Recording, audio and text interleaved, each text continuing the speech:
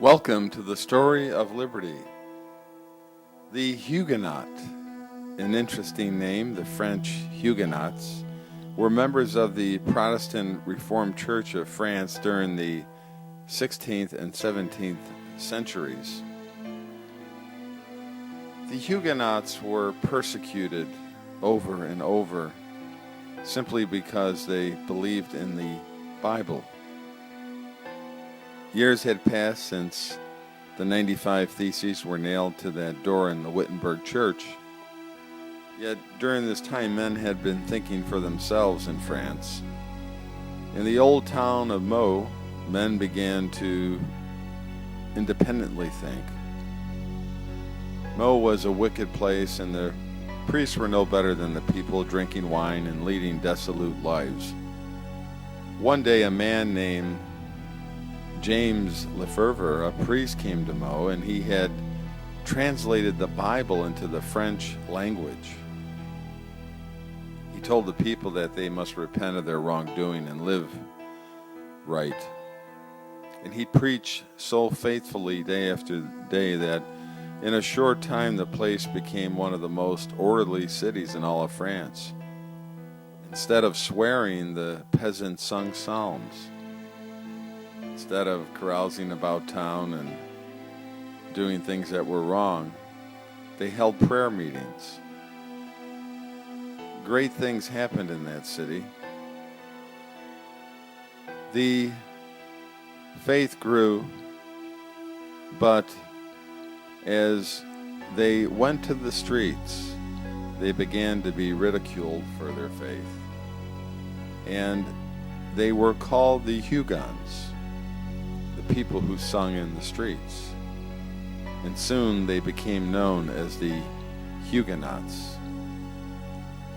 From Meaux, the soldiers would go on to the town of Marindol, and the soldiers would not let the Huguenots live their lives in peace. They called them heretics, and they were bent on cutting their throats. Here they plunged their spears into the chests of the defenseless people. They hurled men and women from the walls upon the rocks below.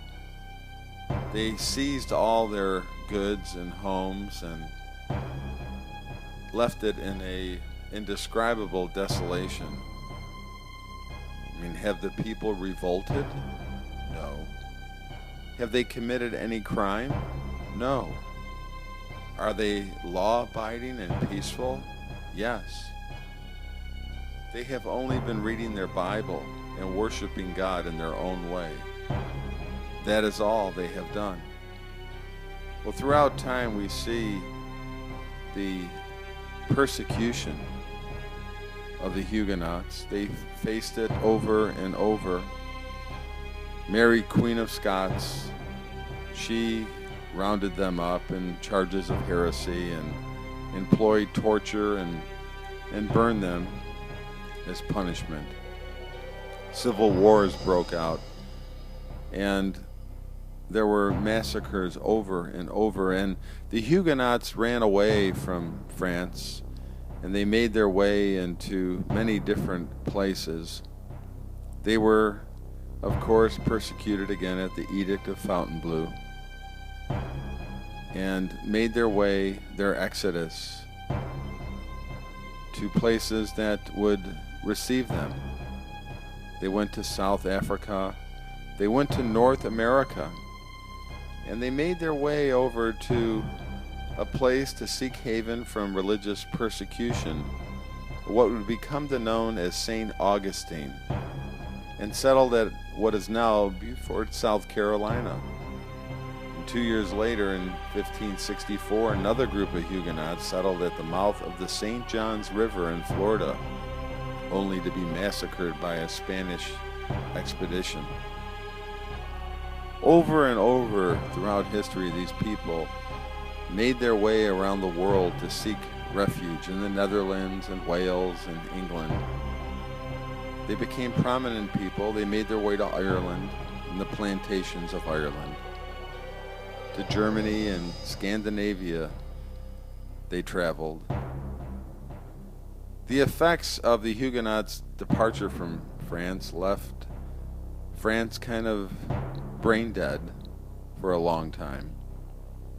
The persecution diminished about 150 years later, and we see the continued number of French churches descended from the Huguenots, even here in the United States. In Charleston, South Carolina, is the home of the only Huguenot church in the United States.